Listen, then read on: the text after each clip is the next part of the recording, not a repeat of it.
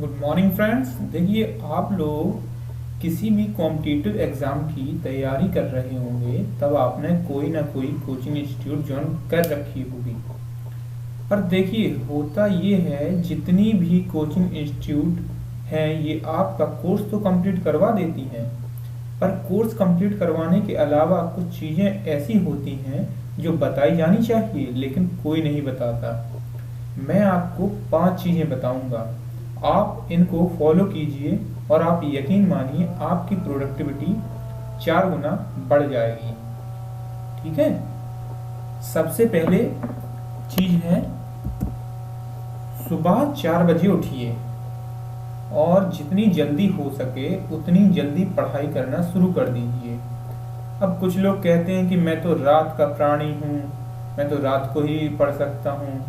तो इस चीज़ को समझ लीजिए कि देखिए, दिन भर में आप 50 तरह की एक्टिविटीज़ करते हैं, 50 तरह के लोगों से मिलते हैं, तो रात होते होते आपका दिमाग इतना ज़्यादा थक जाता है कि आपके दिमाग की जो एफिशिएंसी है वो 50-60% ही बचती है, और कॉम्पिटिटिव एग्ज़ाम्स को निकालने के लिए उतनी एफिशिएंसी पर पढ़ाई करने पर कुछ भी नहीं होगा।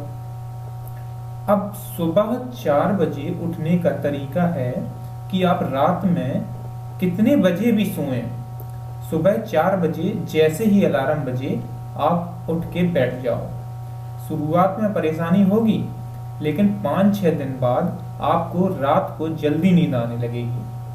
सो जाइए और सुबह आराम से 4 बजे उठ जाएंगे। एपीजे कलाम साहब, जो कि पूर्व राष्ट्रपति थे, गुजर चुके हैं, वो अपनी पूरी जिंदगी 4 बजे उठे। बचपन में जब वो 8 साल के थे तो सुबह 4 बजे इसलिए उठते थे क्योंकि उन्हें पेपर बांटने जाना होता था। और जब वो राष्ट्रपति बन गए तो सुबह 4 बजे ही उठते थे। तो अगर जिंदगी में कुछ बनना है दोस्तों, तो सुबह 4 बजे उठने की आदत बांध लीजिए। और आपके ऊपर वैसे भी कोई जिम्मेदारी तो है नहीं, जैसे कलाम साहब के ऊपर थी। सुबह 4 बजे उठ के आराम से पढ़ाई की जा सकती है और करना भी चाहिए। रूल नंबर 1, सुबह 4 बजे उठिए और पढ़ाई कीजिए। दूसरी चीज, ज्यादातर कॉम्पिटिटिव एग्जाम्स की जो बच्चे तैयारी करते हैं वो सवाल करते हैं कि कितने घंटे पढ़ने चाहिए।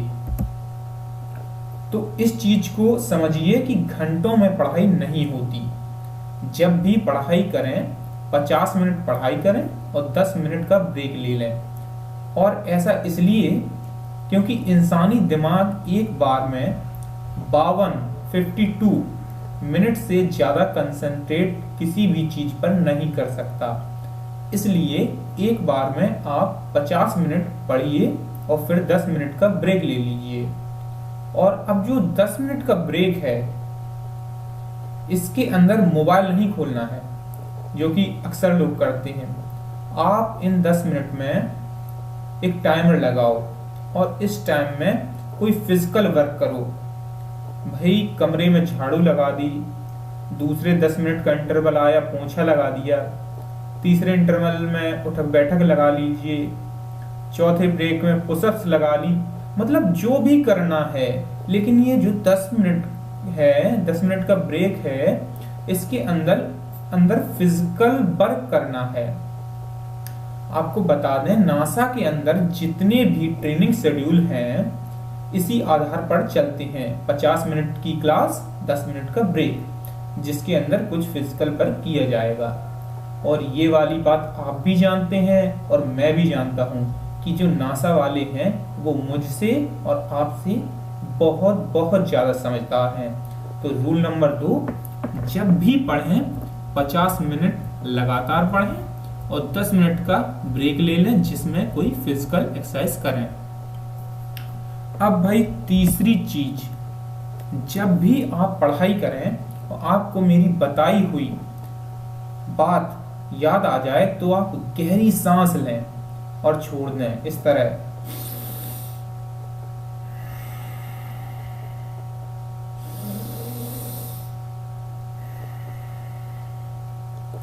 आपका दिमाग एकदम से रिचार्ज हो जाएगा।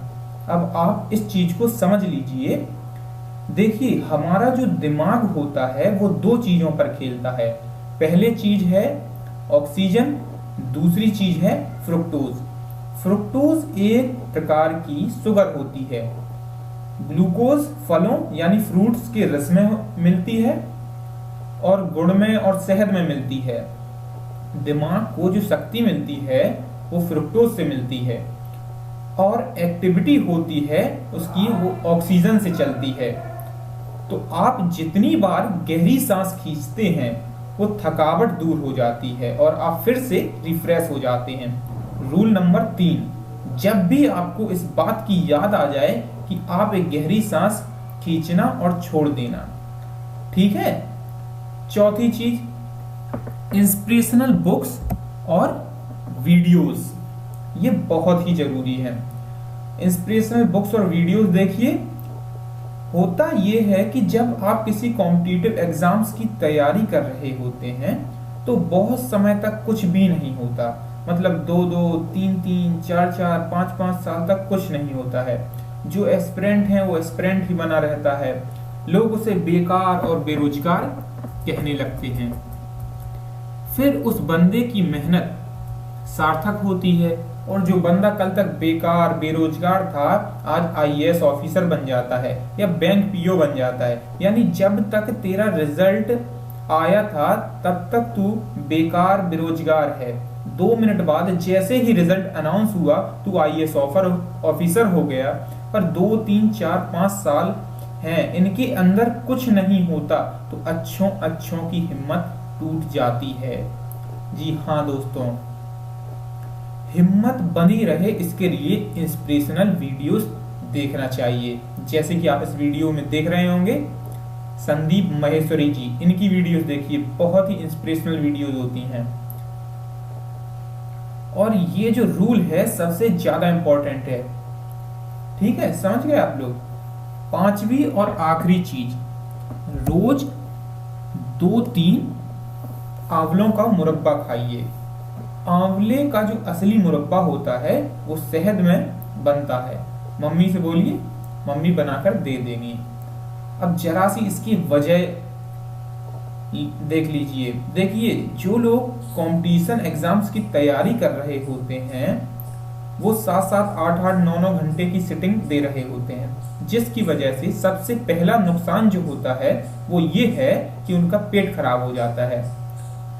अगर आप आंवले का मुरब्बा खाते हैं तो आपका जिंदगी में, विश्वास मानिए, जिंदगी में कभी पेट खराब नहीं हो सकता। दूसरी चीज, आंवले के अंदर विटामिन सी अत्यधिक मात्रा में होता है जो कि हर तरह की शारीरिक और मानसिक थकावट को दूर कर देता है। और तीसरी चीज, जैसे कि मैंने कहा कि असली आंवले का मुरब्बा जो शहद में बनता है, और शहद is best source of fructose.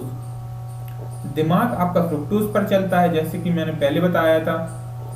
यानी शहद जो है वो आपके दिमाग को न्यूक्लियर रिएक्टर बना देता है। चौथा और सबसे आखिरी फायदा, आंवले के मुरब्बे में अत्यधिक मामले में एंटीऑक्सीडेंट होते हैं, जिससे आपका कंसंट्रेशन जो है एकदम अर्जुन जैसा हो जाता है। यानी जब आप पढ़ोगे तो आपका ध्यान बिल्कुल भी नहीं भटकेगा। इस चीज को भी समझ लीजिए कि जो उसेन बोल्ट साहब हैं, धावक हैं, जो पूरी तरह से नेचुरल डाइट लेते हैं। केवल एक चीज है जिसका वो सप्लीमेंट लेते हैं, और वो है विटामिन सी। और क्योंकि विटामिन सी का बेस्ट रिसोर्स है आंवला, इसलिए आपको रोज 2-3 आंवलों का मुरब्बा खाना ही खाना चाहिए। और आंवले के मुरब्बे के साथ अगर आप चांदी का वर खा लिया तो फिर कमाल ही हो जाएगा, जिसे हम सोने पे सुहागा कहते हैं। ठीक है, इसके साथ मैं अपनी बात खत्म करता हूं। इस चैनल को आप सब्सक्राइब कर लीजिए, जिससे आने वाली वीडियोस आप तक पहुंचती रहें। और मुझे 7007252516 पर व्हाट्सएप पर हाई लिख कर भेजिए और मैं आपको अपने ब्रॉडकास्ट सिस्टम में शामिल कर लूंगा। आपने हमको इतना समय दिया, इसके लिए थैंक यू।